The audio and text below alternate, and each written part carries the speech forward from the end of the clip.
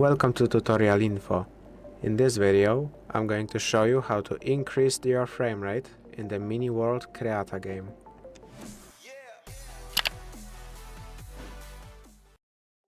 If you want to increase the frame rate in this game, you want to enter settings, in here settings, then advanced, and in here you can set FPS to high, which will raise the FPS cap from 30 up to 60.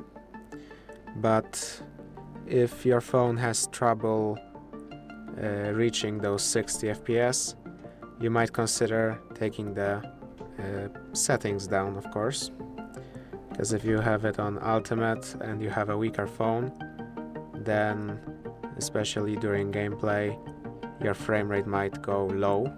So just set it lower, especially vision distance. Here you can set it to a lower value, and that's it. If this video helped you, please consider subscribing, leave a like and a comment down below.